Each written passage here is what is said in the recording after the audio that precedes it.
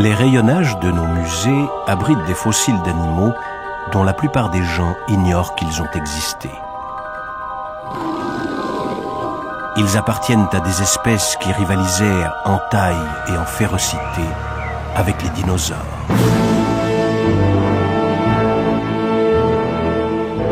Leur histoire est celle d'une conquête de la Terre.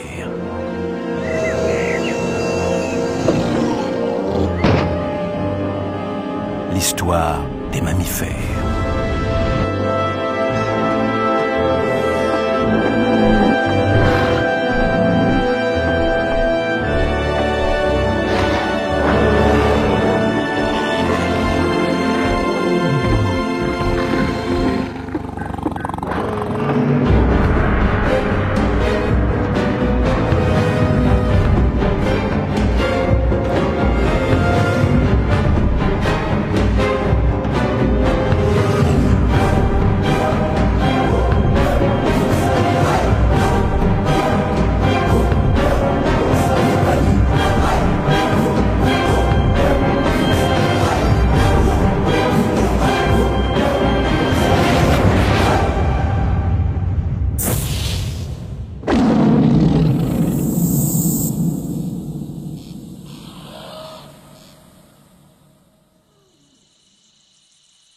Les tout premiers mammifères apparurent en même temps que les dinosaures.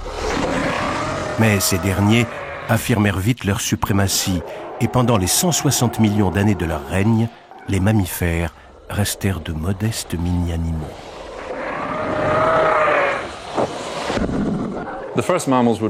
Les premiers mammifères ressemblaient plus ou moins à des musaraignes. La plupart étaient si petits que leurs fossiles paraissent minuscules à côté des restes de dinosaures. Voyez cette mâchoire, c'est celle d'un mammifère primitif. Comparez, le corps entier du mammifère ne dépasserait pas la taille d'une seule dent de tyrannosaure. Les mammifères semblaient destinés à rester dans l'ombre, mais leur grand jour arriva, et brutalement. Il y a 65 millions d'années, la Terre vécut une série de transformations et de catastrophes qui mit fin au règne des dinosaures.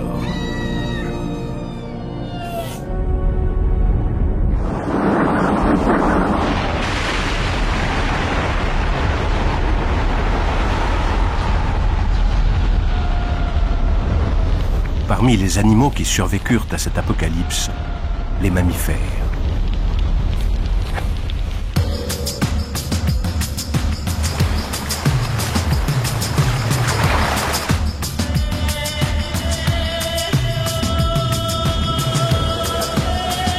Aujourd'hui, le monde est habité d'une merveilleuse diversité de mammifères. Ces animaux doivent leur succès à un ensemble de caractéristiques qui les distinguèrent dès leur début. Des traits qui rendent unique leur capacité d'adaptation. Un métabolisme à sang chaud les aide à maintenir la température de leur corps et à vivre activement. Leur fourrure les protège de la température extérieure et leur permet de vivre dans de multiples environnements.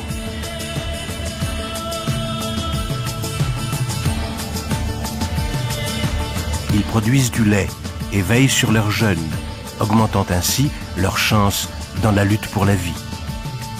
Ils sont équipés de dentures diversifiées, adaptées à toutes sortes de nourritures. Enfin, ils ont souvent des cerveaux assez volumineux pour pratiquer l'apprentissage et l'adaptation au changement.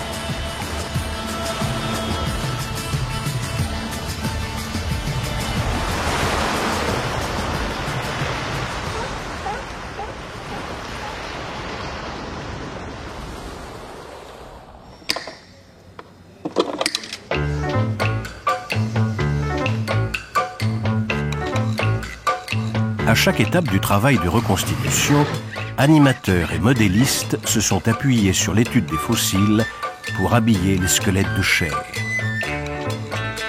Et ils ont demandé aux experts de leur dire où faire boire et manger leurs animaux.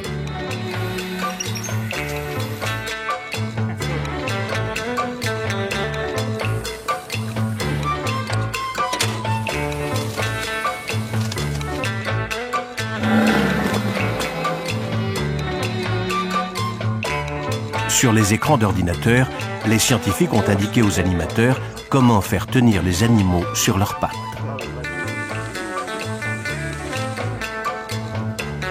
Le plus difficile était sans doute de concevoir leur comportement, en particulier quand il ne restait d'eux que quelques ossements ou quelques dents. Fort heureusement, les paléontologues peuvent déduire bien des choses d'une simple dent.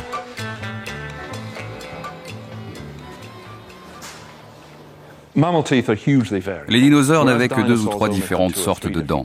Les mammifères en ont des douzaines, très diversifiées. Voici une dent de mammouth quasi semblable à une dent d'éléphant. Racines, surface ammelée, striures et des structures épaissies ici. D'autres espèces de mammifères ont d'autres types de dents.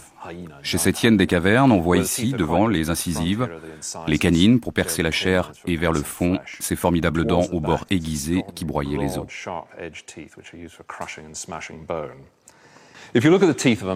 Il suffit d'observer la denture d'un mammifère pour savoir rapidement ce qu'il mangeait. Ce petit-là a des dents pointues qui lui permettent de transpercer la carapace des insectes. C'est sans doute une espèce insectivore.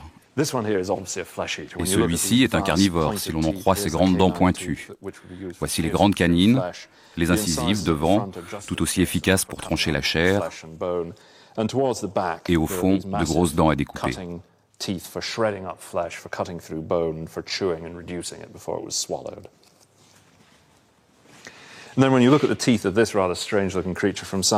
En observant la denture de cette étrange créature d'Amérique du Sud, vous voyez immédiatement aux incisives, qui ont une apparence quasi humaine, pas très aiguisée, que c'est sans doute un herbivore. Les molaires ont de larges surfaces ammelées, comme chez les chevaux ou les ruminants. Les dinosaures avaient la chance de vivre des temps d'exceptionnelle stabilité dans l'histoire de la Terre. La météo resta pendant près de 160 millions d'années sur l'indicateur chaud et humide. Les mammifères, eux, connurent un tout autre monde. Un monde qui défiait toute prévision.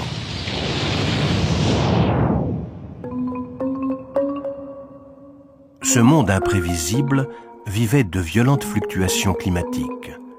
Les saisons se marquèrent, les forêts apparurent et disparurent, des habitats entiers surgirent avant d'être engloutis. Au pôle, les calottes polaires s'étendirent. Les 65 derniers millions d'années de l'histoire de la Terre furent le temps des aléas et des désordres. Pour les mammifères, c'était l'adaptation ou la mort.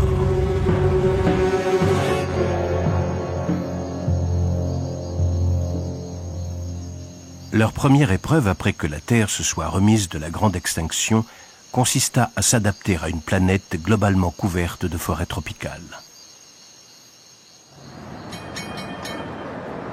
Au sud de Francfort, en Allemagne, un site spectaculaire nous raconte le monde tel qu'il était il y a 49 millions d'années.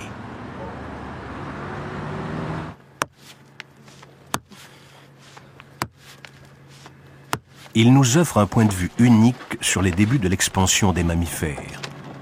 Les paléontologues ont découvert que cette mine abandonnée était autrefois au centre d'une forêt tropicale que peuplait une faune d'une extraordinaire richesse. Nous avons ici certains des animaux les plus surprenants de l'histoire des mammifères. Des chevaux tout petits, d'à peine 30 cm au garrot.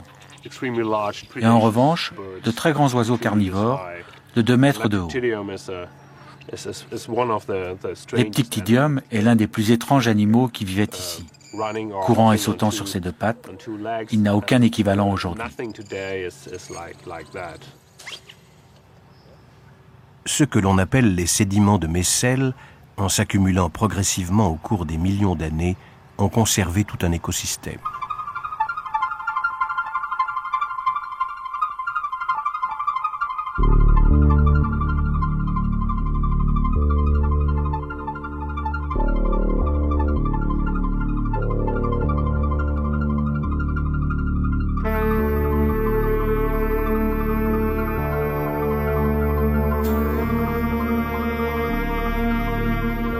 Ces fossiles révèlent des détails d'une incroyable finesse. Sur certains, l'empreinte de la fourrure est encore visible.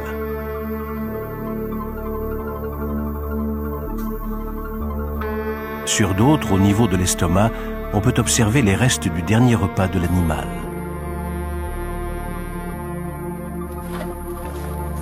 Cette époque a vu le début des radiations spectaculairement diversifiées de presque tous les ordres de mammifères modernes.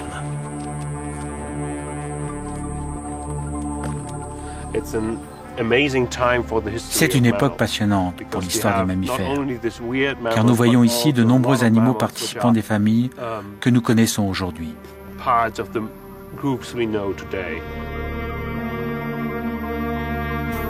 Certains, comme les chauves-souris et les fourmiliers, n'ont que peu changé en des millions d'années. D'autres, tels les chevaux primitifs, étaient très différents.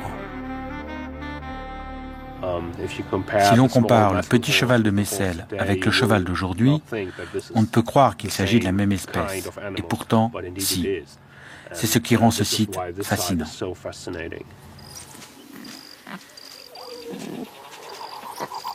Bien qu'il soit de la taille d'un gros chat, ce Propaléotherium annonce les chevaux modernes. Il en a les traits en miniature et des ongles aux doigts au lieu de sabots.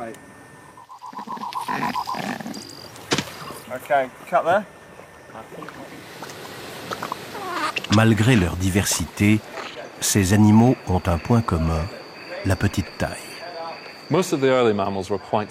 Ces mammifères avaient grandi par rapport à l'âge des dinosaures, mais sans doute pas au-delà de la taille d'un cochon.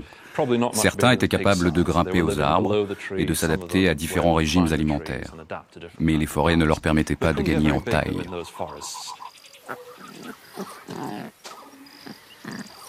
Mais alors, qui tenait le sommet de la chaîne alimentaire? Vous auriez sans doute du mal à le croire en regardant leurs descendants modernes, mais les mammifères vivaient alors dans la terreur des oiseaux.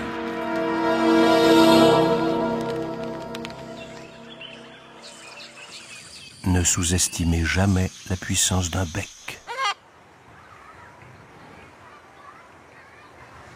Je viens de lui donner une noix du Brésil, que nous ne pourrions pas briser avec nos dents.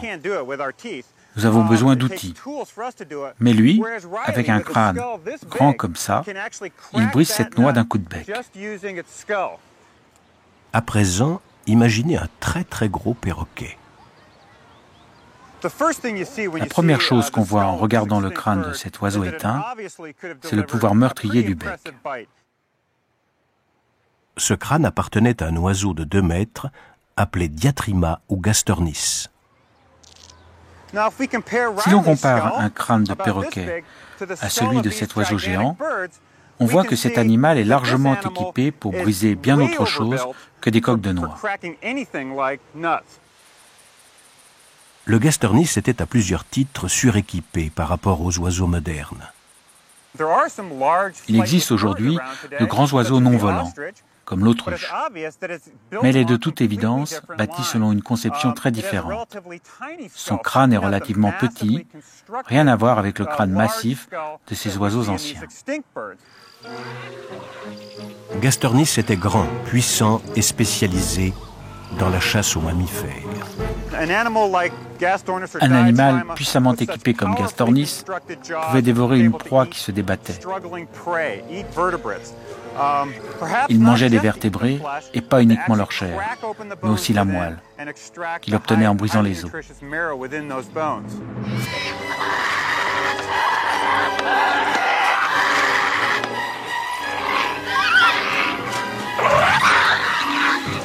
Gastornis était un vivant et sinistre souvenir du passé. Sous bien des aspects, ces oiseaux prédateurs agissaient comme le tyrannosaure ou autres dinosaures prédateurs. Les petits mammifères d'alors devaient s'en faire la même idée.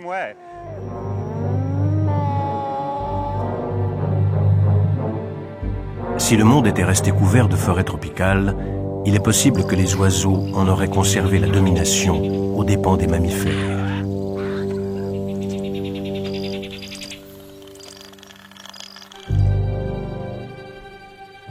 Tandis que les oiseaux prédateurs régnaient dans les terres, certains mammifères s'étaient réfugiés dans un milieu fort improbable pour des quadrupèdes à fourrure, l'eau.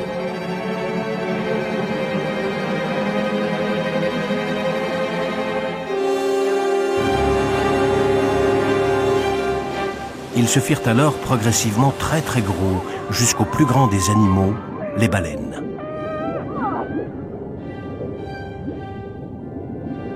Les baleines sont la preuve de la remarquable adaptabilité des mammifères. L'évolution qui a changé des petites créatures arboricoles en bêtes de 150 tonnes a longtemps été un mystère pour les scientifiques. Depuis plus d'un siècle, les scientifiques arpentent la Terre à la recherche de fossiles des ancêtres terrestres de la baleine. Dans les années 20, un intrépide américain, Roy Chapman Andrews, conduisit une importante expédition en Mongolie.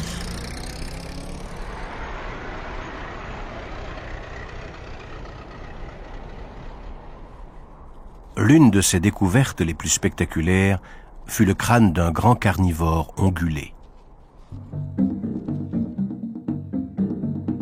Un examen attentif de sa denture révéla d'étonnantes similarités avec les baleines. C'en était un lointain parent.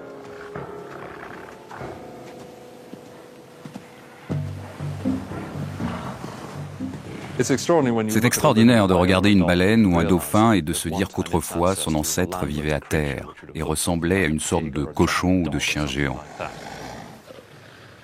Mais au cours des années, le squelette et les dents des mammifères s'adaptent, et cette adaptation a été assez rapide.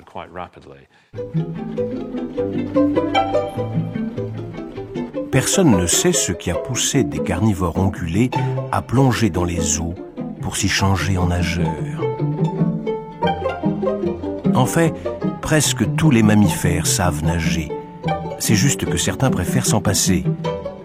En étudiant des animaux d'aujourd'hui, il est possible de comprendre comment les mammifères ont pu effectuer cette remarquable transition.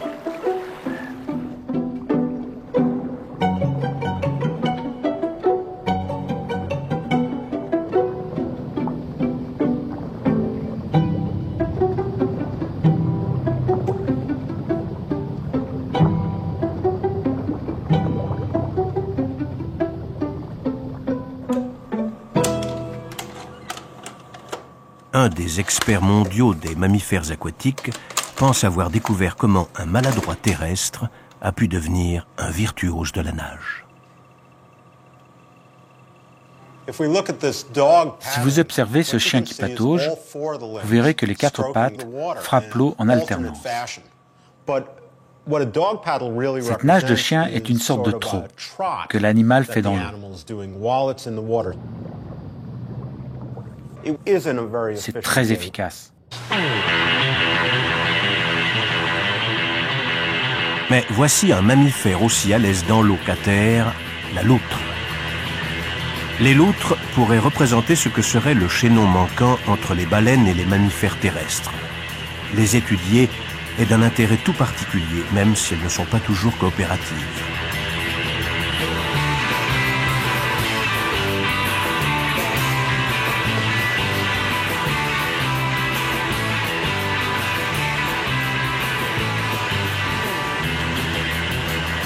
Le docteur Fish filme leur nage très particulière à l'aide d'une caméra dotée d'un ralenti spécial.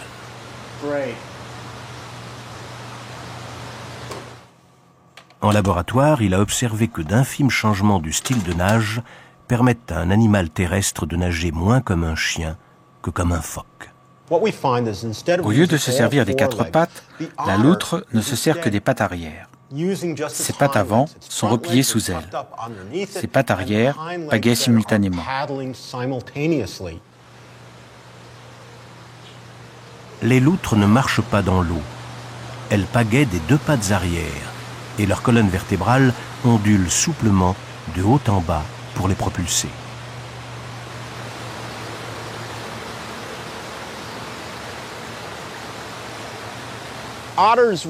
Les loutres représentent un stade de transition, un intermédiaire entre l'eau et la terre. Ce qui les rend intéressantes, c'est qu'elles nous renseignent, sous une forme moderne, sur l'allure qu'avaient les ancêtres d'animaux comme les dauphins.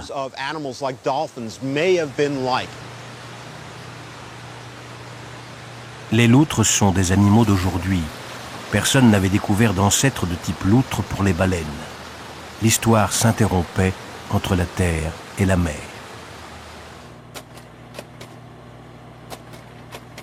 En 1992, sur un site lointain au Pakistan, les paléontologues découvrirent un remarquable ensemble de fossiles.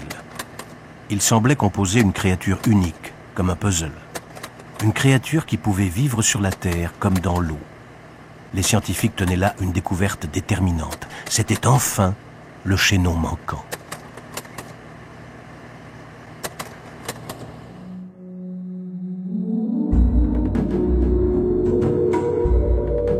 Ils l'appelèrent Ambulocetus, qui signifie « baleine qui marche ».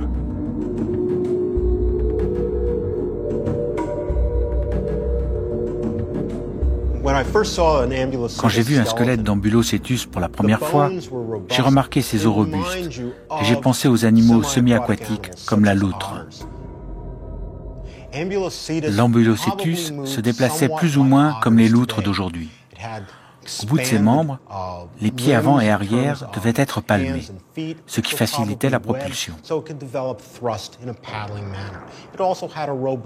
Il avait aussi une queue robuste et il est probable que, comme chez les loutres, la queue servait de nageoire aviron.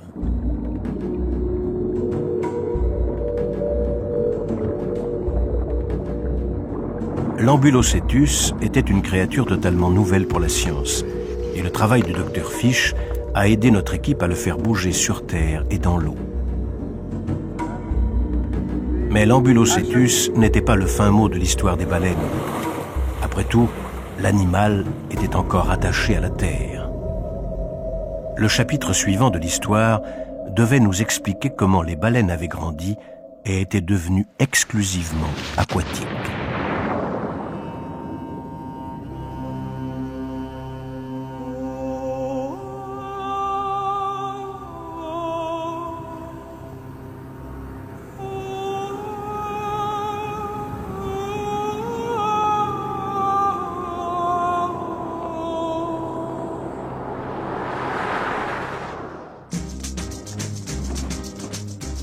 Voilà bien le dernier endroit sur Terre où vous vous attendriez à chercher des animaux aquatiques.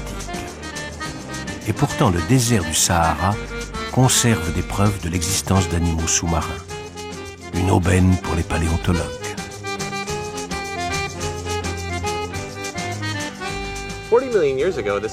Il y a 40 millions d'années, cette région était couverte d'un vaste océan que nous appelons la Thétis et qui s'étendait de l'Atlantique Nord à l'actuelle Méditerranée sur une bonne partie de l'Afrique du Nord et de l'Inde.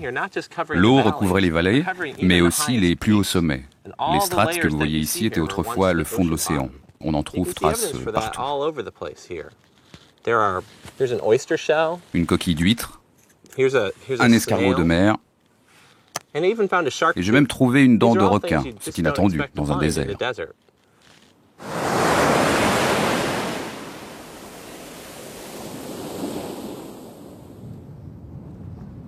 Autre trouvaille inattendue, des baleines géantes. Quand des squelettes comme celui-ci furent découverts au XIXe siècle, on crut à des restes d'énormes serpents marins, et on les baptisa Basilosaurus, lézards géants. Mais le Basilosaurus n'était pas un reptile. Sa mâchoire était garnie de dents clairement attribuables à un mammifère.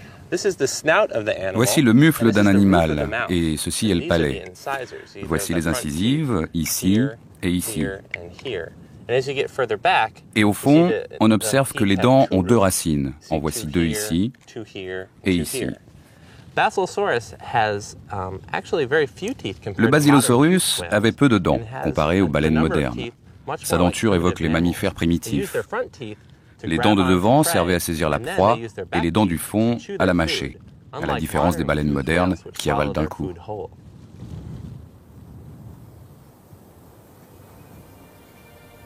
Cette région d'Égypte a été dénommée Vallée des baleines.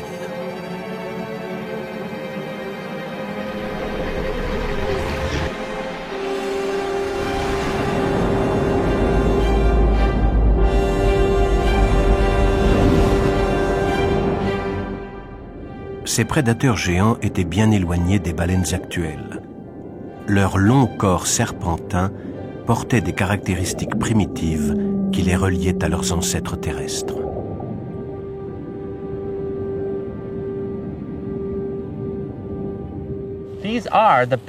Voici les pattes arrière du Basilosaurus.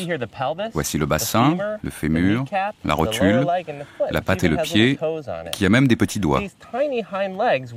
Ces pattes arrière n'étaient pas attachées à la colonne vertébrale. Leur petite taille montre qu'elles ne pouvaient supporter le corps à terre.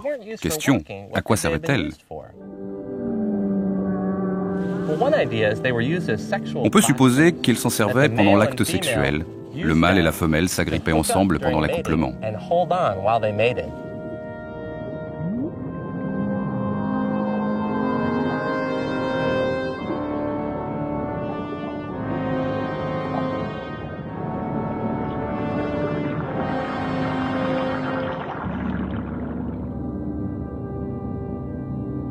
La longueur impressionnante du Basilosaurus, 18 mètres, en faisait sans doute le plus grand animal de son temps.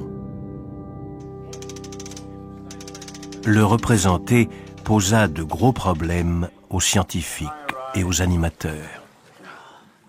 Après que les animateurs aient réduit l'échelle de l'original, il fallut quand même 4 personnes pour manipuler la bête. Restituer la nage d'un animal éteint suppose un subtil dosage de talent artistique et de compétences scientifiques. Je vois des trucs. Des pattes arrière ? J'aimerais qu'elle soit repliée sous le corps.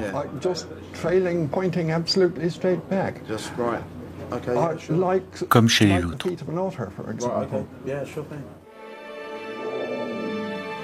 Il était enfin possible de raconter comment des ongulés avaient évolué en animaux à pieds palmés, semi-aquatiques. Plus tard, les colonnes vertébrales s'assouplirent, les pattes se réduisirent et les queues se firent nageoires. Le mystère de ces mammifères des mers était enfin résolu.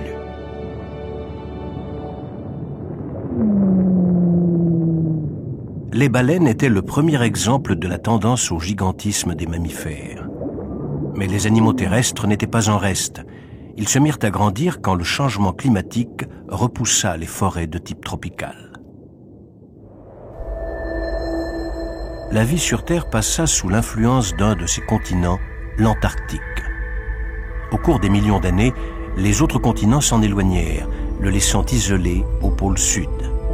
Progressivement, ce continent se refroidit, puis se couvrit peu à peu d'une calotte glaciaire permanente. Ce phénomène déclencha une mutation globale du climat. Les précipitations diminuèrent, les forêts humides reculèrent, de nouveaux habitats surgirent.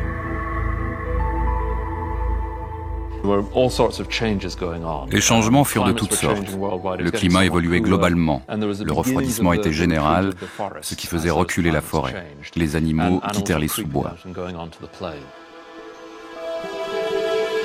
Ces changements profitèrent aux mammifères terrestres. Les oiseaux perdirent leur place au sommet de la chaîne alimentaire. Les mammifères conquirent les espaces ouverts. Ce qui donna l'avantage aux grandes tailles.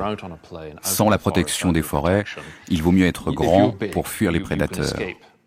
On peut les réchapper plus vite.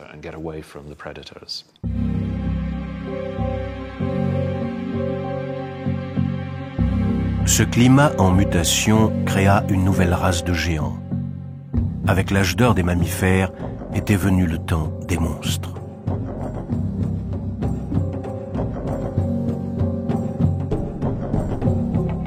Entélodon, une créature de cauchemar, sauf peut-être pour un paléontologue.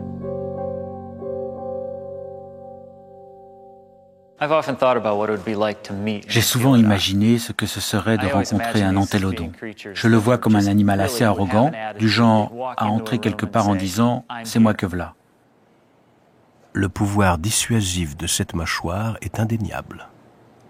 La gueule de l'entélodon est tout simplement incroyable. Nous voyons en observant les muscles ici, qui font bouger la mâchoire, qu'il avait une morsure extrêmement puissante, qu'il attrapait la nourriture, la tordait et l'arrachait. Il la pulvérisait, la brisait. Il l'écrasait, la réduisait. Il saisissait, tordait et arrachait. C'était un charognard généraliste capable de faire ce qu'il voulait. Mais même les plus méchants et les plus forts ont des ennemis. L'observation des crânes d'entélodon nous montre des marques de morsure, parfois sur le côté de la gueule. On en trouve ici sur le front, et parfois même sur le palais, dans la gueule. Des marques de morsure sur ces animaux. Qui pouvait bien les faire? Quel animal peut englober une tête d'entélodon dans sa mâchoire? Un autre entélodon.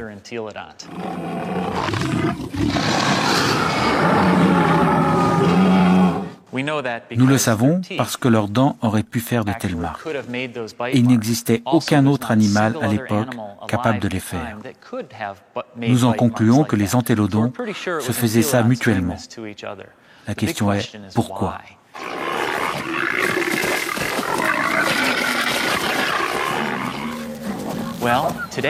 Les animaux d'aujourd'hui se battent avec ceux de leur espèce, essentiellement dans le cas de compétition sexuelle ou territoriale. C'était sans doute une forme de compétition très violente.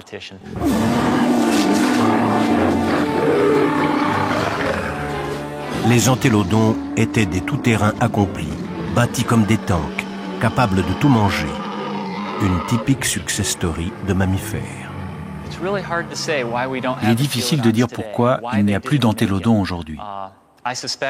Si nous lâchions des entélodons en Amérique aujourd'hui, ils se débrouilleraient très bien. Ce sont des généralistes, ils mangent tout ce qui se présente. Je les vois très bien adorer les frites ou les hot dogs. Ils s'en sortiraient très bien. Sauf dans les zones d'habitat humain. Là, ce serait fini, il n'y aurait pas place pour les hommes et les entélodons.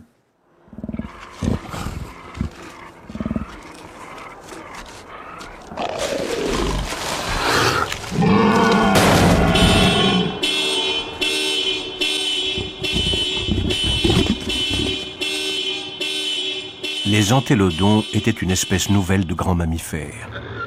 Mais ils furent bientôt dépassés par les plus imposants mammifères terrestres qui aient jamais existé. Le journal de l'expédition Roy Chapman Andrews en Mongolie rapporte la découverte d'un os aussi grand qu'un corps d'homme.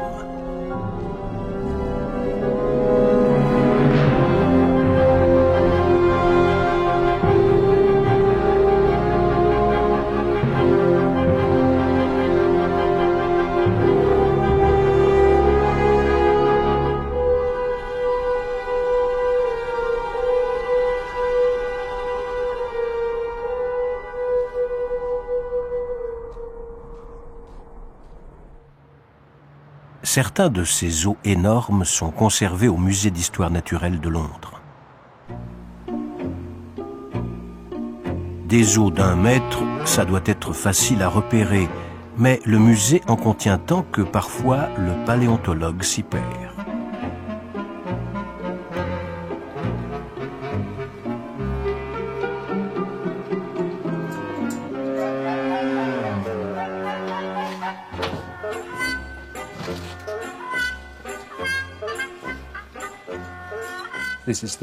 Ceci est un os de très grand animal.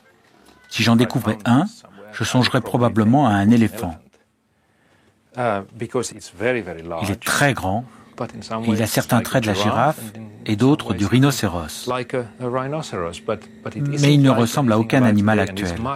Il est largement plus grand que n'importe lequel. Il a fallu du temps aux scientifiques pour identifier cet animal. Leur seule certitude, c'est qu'il était immense. Ceci est une vertèbre cervicale d'un rhinocéros de taille moyenne de l'âge glaciaire, très grande. Mais ce n'est rien à côté de ceci. Gigantesque. Il s'agissait d'une ancienne forme de rhinocéros appelée Indricotère. Quand nous pensons grands animaux terrestres, nous pensons aux dinosaures, les plus grands animaux terrestres connus. Mais certains mammifères aussi étaient gigantesques. Par exemple, cet Indricotère, haut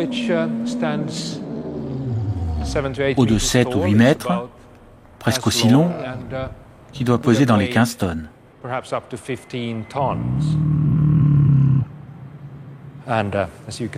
Et comme vous le voyez, je lui arrive à peine au haut de la patte.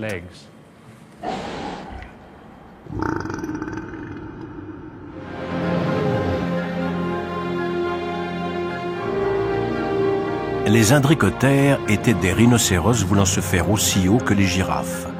Ils avaient de longs coups pour atteindre le haut des arbres, mais tout le reste du corps était massif et lourd, comme chez les rhinocéros.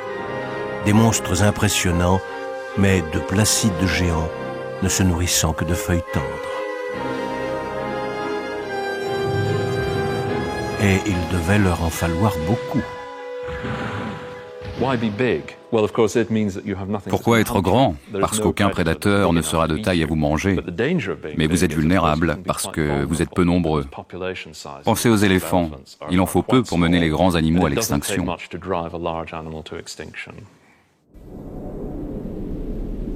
De nouveau, le visage de la planète changea. Les jours des Indricotères étaient comptés. L'isolement croissant de l'Antarctique refroidit le climat. Les glaces s'étendaient au pôle sud, les schémas climatiques basculaient, les saisons passaient de la sécheresse au déluge. Une petite plante fit alors la conquête des plaines.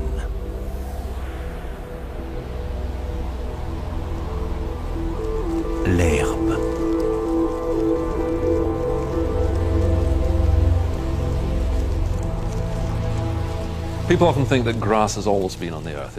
On croit que l'herbe a toujours existé.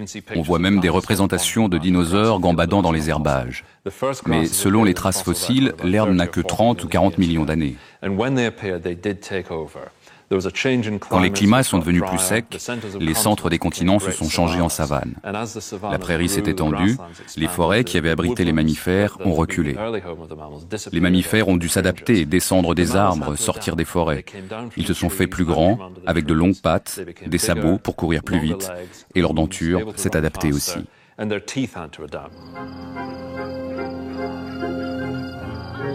Les animaux qui se nourrissent de feuilles déclinent.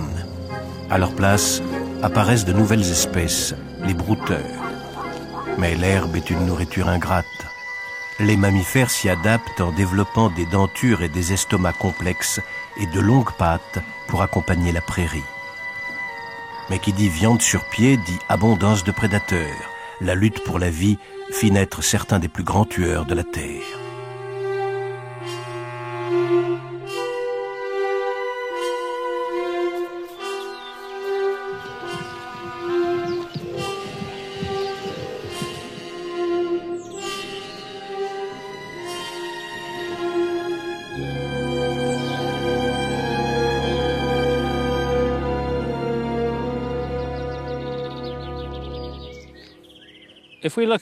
À regarder l'évolution des félins et celle des autres prédateurs, on voit qu'ils deviennent plus rapides, plus grands, plus performants.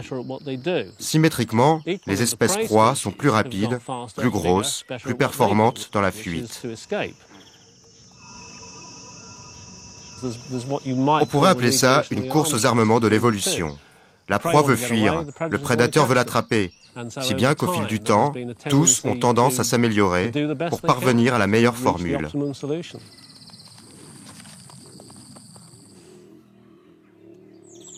La famille des Félidés rassemble les plus somptueux des assassins.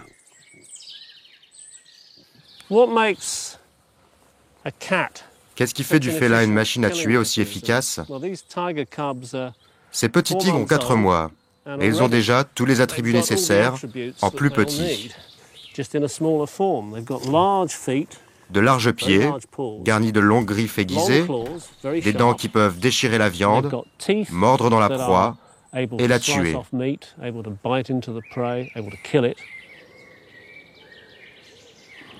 Leurs moustaches leur permettent de s'orienter et de mordre exactement où il faut. Ils sont forts, bien musclés et rapides. L'ensemble fait un animal superbement équipé pour satisfaire ses besoins. Un tigre de Sibérie adulte pèse jusqu'à 300 kilos. C'est le plus grand félin actuel. Mais comparé à certains de ses ancêtres, c'est un chaton. Il y a quelques milliers d'années, disparaissait une espèce connue pour le raffinement cruel de ses armes, Smilodon, le félin à dents de sabre, des lames de 20 cm.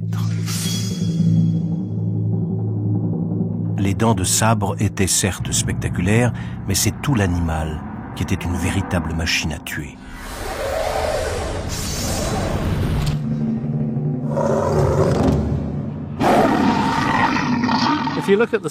Observez l'ensemble du squelette. C'est un félin extrêmement vigoureux.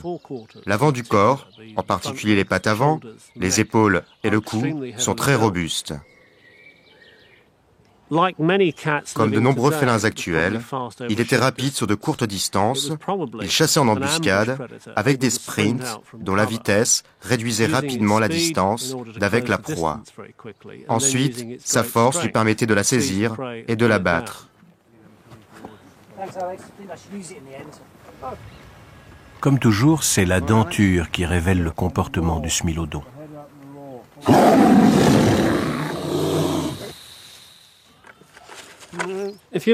Quand on observe un crâne de Smilodon, le regard est attiré par les dents de sabre. Mais il a aussi des dents ici, à l'arrière, qui lui permettent de trancher la chair, des dents avant qui arrachent la viande avant de l'avaler. Ses longues canines supérieures égorgent la proie quand elle est immobilisée. Nous sommes en présence d'un prédateur exceptionnel, certainement pas d'un herbivore. C'est un tueur.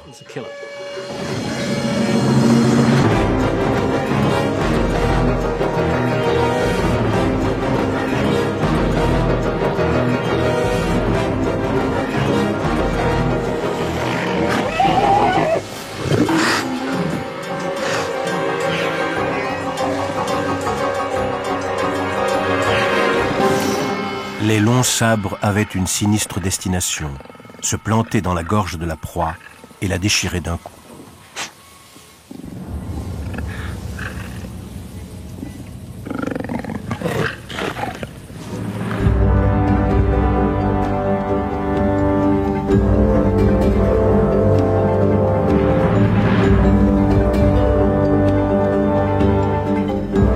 Les mammifères dominaient le monde. Ils avaient conquis tous les habitats, mais la Terre allait leur opposer un terrible défi, le froid.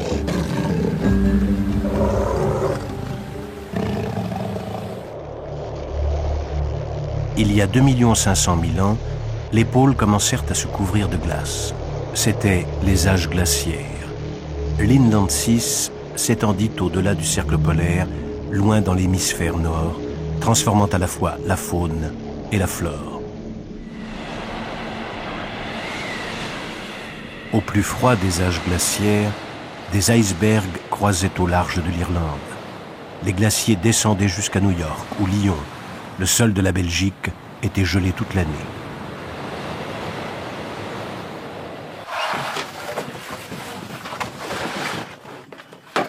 Certains mammifères firent du froid leur élément. L'Europe, l'Amérique du Nord et la Sibérie se peuplèrent de créatures spectaculaires.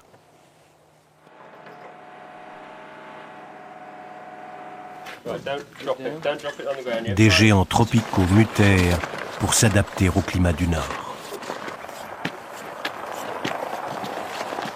Les éléphants sont à l'origine des animaux tropicaux, mais les mammouths ont développé une adaptation très spécialisée au climat froid. Ils avaient un épais manteau de fourrure laineuse, des petites oreilles pour éviter les gelures, une épaisse couche de graisse sous-cutanée. des pattes arrière petites pour éviter la déperdition de chaleur.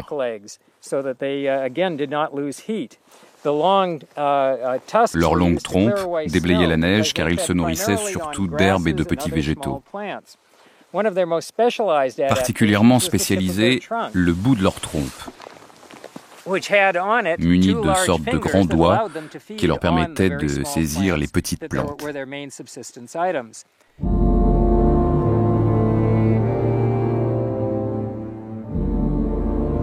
Ces magnifiques animaux ont vécu jusqu'il y a si peu de temps que l'on découvre souvent des restes de peau et de poils préservés dans la glace.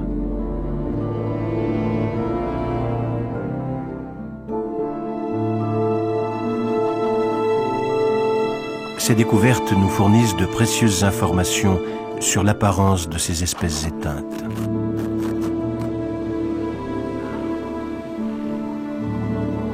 Parfois, il a même été possible de recréer des événements de leur vie. Des carcasses de jeunes mammouths ont été retrouvées dans des mares gelées. Dans certains cas, la chair était encore comestible.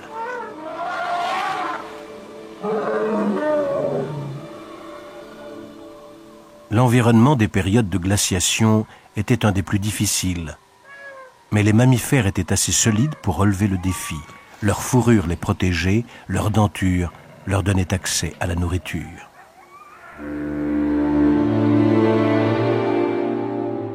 Et pourtant, un mystérieux destin les frappa.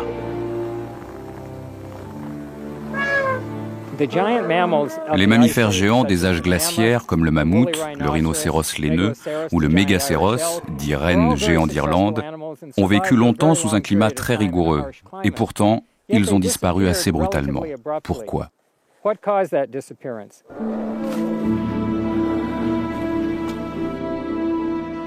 Il y a environ 30 000 ans, s'engagea l'extinction de la plupart des mammifères géants du monde. Il y a 10 000 ans, à la fin de la dernière époque glaciaire, ils avaient presque tous disparu. Alors que les mammifères avaient résisté aux changements que la Terre avait connus, et même aux âges glaciaires, pourquoi les plus grands disparurent-ils brusquement ?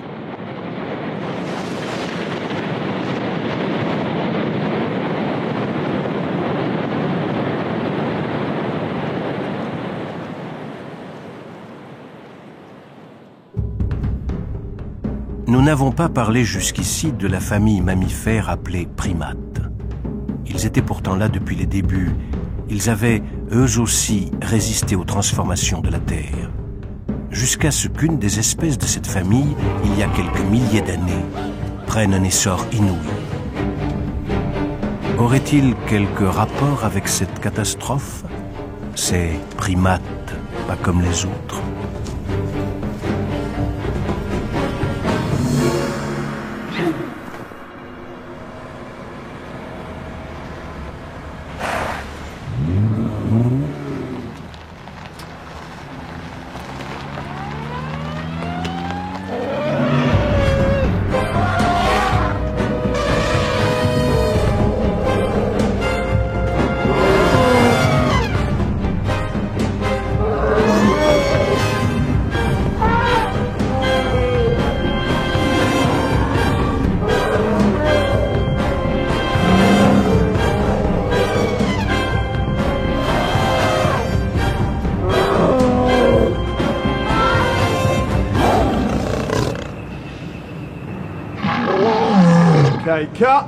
Merci Smilodon, c'est dans la boîte.